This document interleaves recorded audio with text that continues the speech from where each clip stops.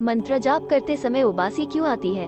अगर आपको भी पूजा करते समय आंसू या उबासी आती है तो हम आपको बताएंगे ये किस बात का संकेत है। जब आप पूजा करने बैठते हैं तो आपकी आत्मा का जुड़ाव भगवान के साथ होता है। भगवान तो हर जगह है, सभी चीजों में उनका वास होता है। जब आपकी आत्मा का जुड़ाव भगवान के साथ हो जाता है तो भगवान आपको कुछ संकेत देते हैं, लेकिन हम इन संकेतों पर ध्यान नहीं देते और समझ नहीं पाते हैं।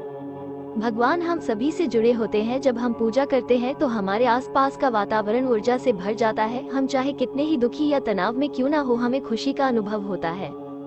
इन सकारात्मक शक्तियों का प्रभाव ही कुछ ऐसा होता है। कई बार विद्यार्थी पढ़ते समय माँ सरस्वती जी का ध्यान करते हैं, जिससे उनकी आंखों में आंसू आ जाते हैं और नींद आने लगती है, जिसका अर्थ है माँ सरस्वती की कृपा उस विद्यार्थी पर हो रही है। जब हम भगवान से जुड़ी कोई कथा या भजन सुनते हैं तो हमारे शरीर के रोम रोम खड़े हो जाते हैं और आंखों में आंसू आ जाते हैं।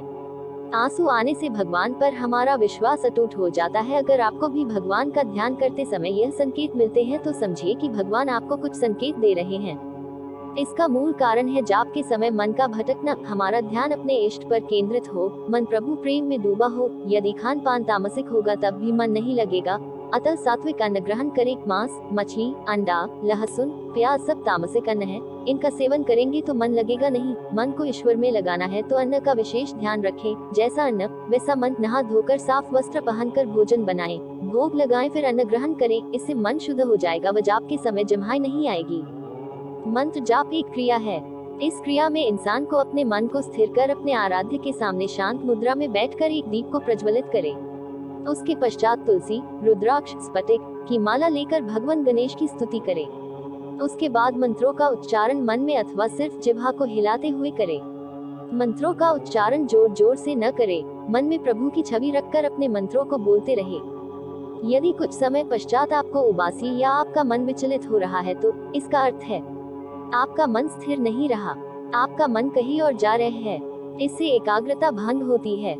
तो कुछ समय के लिए आप मंत्रों के जाप को विराम दें। स्थान से उठने से पहले क्षमा याचना कर ले प्रभु से।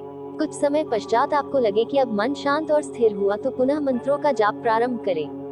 जप करते समय उबासियां न ही सही माना जाता है और न ही गलत माना जाता है, लेकिन जप करते समय अगर उबासी आ रही है तो ये समझा जा सकता है कि आपको जप करने में कोई भी दिलचस्पी नहीं है। आप जबरदस्ती किसी के कहने पर जप आदि कर रहे हैं।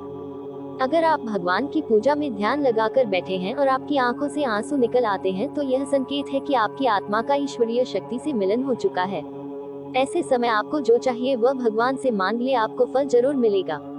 बहुत से लोग इसे संयोग समझकर छोड़ देते हैं, परंतु इस समय ईश्वर से अपनी मनोकामना को बताना चाहिए और अपने दुख दूर करने की कामना करनी चाहिए।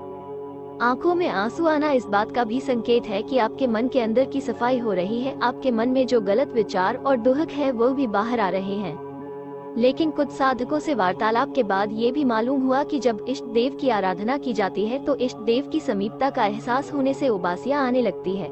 एक साधक जो लंबे समय से साधना करता हो और उसको उबासियां आना स्वाभाविक है, या आंखों से आंसू भी आ सकते हैं। जब आप पूजा करते हैं या किसी मंत्र का जाप करते हैं तो आप ध्यान में चले जाते हैं और अपनी आत्मा का भगवान से जुड़ाव महसूस करते हैं। यह भी इस बात का संकेत है कि आपकी पूजा स्वीकार हो रही है और भगवान जल्दी ही आपकी मनोकामना पूरी कर देंगे। प्रत्येक साधक के अलग अलग अनुभव है अपनी साधना के। सभी साधकों के अनुभव एक जैसे होना संभव नहीं है।